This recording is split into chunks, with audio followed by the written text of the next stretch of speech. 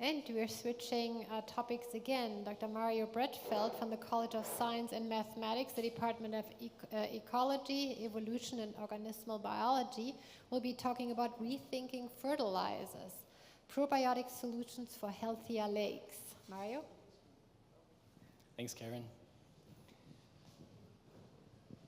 All right, so this is my spawning ground. This is a town called Wilhelmshaven in northern Germany. On the left, you can see the North Sea at low tide. In the middle, a peanut-shaped lake called Lake Bund. And in the distance, lots and lots of agriculture. So when we were kids, we would regularly go swim in this lake. And the good thing about this lake was it's really close to the North Sea. And at low tide, you could jump into the mud. You could cover yourself, pretend to be a mud monster, go back over the seawall, and jump into the lake and have a really good time. I loved it. We all did.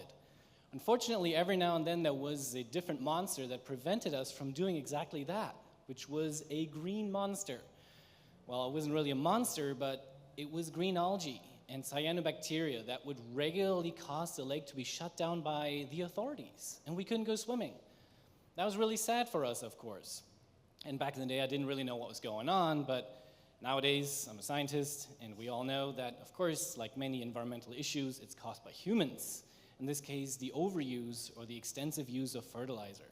Now, we need to fertilize our fields to get the nutrients, to get the food, of course, but some of that just leaks into lakes and causes those lakes to just grow algae, and in that case, we can't swim in them anymore.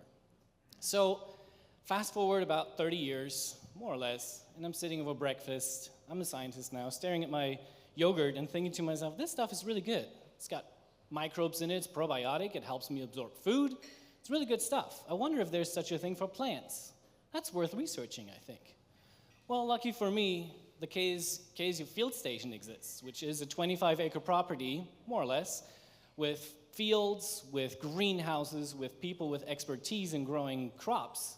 So it's a playground for people like me. So what would we do? We reached out and invited 60 people, 60 undergraduate students in various plant classes that I was teaching, and started growing crops, growing tomatoes in this case, because they grow fast, they produce fruit pretty quickly, and they're an important crop in Georgia. And we just got some baseline data, like how to grow them best, what kind of nutrients do they need, and so on. And that really was an exciting time because it got the kids involved and led to lots of interesting results to just get a kind of a baseline. Now then, a little bit later, a colleague reached out, Dr. Satish Gurubatham, and said, hey, let's collaborate. I take photos of produce using thermal imaging, and I can tell you about the shelf life of these. So he joined the project, and now is really hooked. Like, we really got to do more. And I wanted to get a graduate student involved into the project. So we did a little more work on this.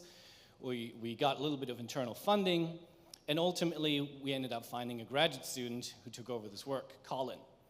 Now, Colin really wanted to work with microbes, which was perfect because that was the whole idea. So he developed this foliar spray that he applied to the plants, and it contained a microbe, a bacteria that helped the plants grow. He presented his research at the Georgia Bioinnovation Summit. Very interesting results. It really helped the plants a little bit. But during that time, there was yet another student, then an undergraduate student, who pointed out, you know, one of the problems with a liquid is that it's hard to apply, and just like yogurt, it doesn't have a long shelf life. So there must be a better way of doing this probiotic stuff. So, well, naturally, we went the next step and said, okay, what's out there? What's on the market? And it turns out most probiotics for plants that exist are liquids. And that's okay, they work, but again, they don't have a long shelf life, they're difficult to ship, and they're, you know, you have to reapply them fairly regularly.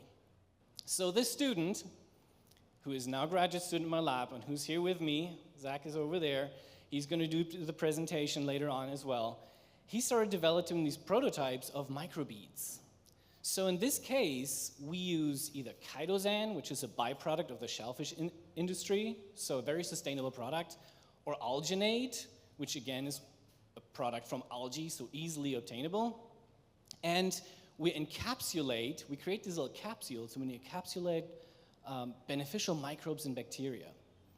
So these capsules then are desiccated, and they're very lightweight, they're easy to apply, so these little granules that you can just put around your plants. That's really nice. So of course there was lots of trial and error, and the first versions came more like snot or boogers. I kept calling them boogers, and luckily Zach wasn't offended by that. But eventually we got these really nice granules, and we started inoculating them with different types of bacteria. And of course the next step is to try, well, does this work? Do we see anything if we apply this to the plant?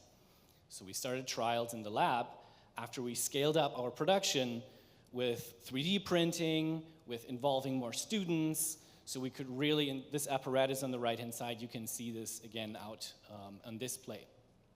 So our first trials, we applied the microbeads at the seeding stage, so we had little seeds, put a little bead to it, just giving it that little extra oomph at the beginning. We added the microbeads during the planting stage in some cases, just working it into the soil and working it into the material around the plant. And we collected lots and lots of data. Data on photosynthesis, data of plant stress, like how much stress do they experience, and then most importantly, of course, the yield. And it turns out the produce was a little more sugary, that's good.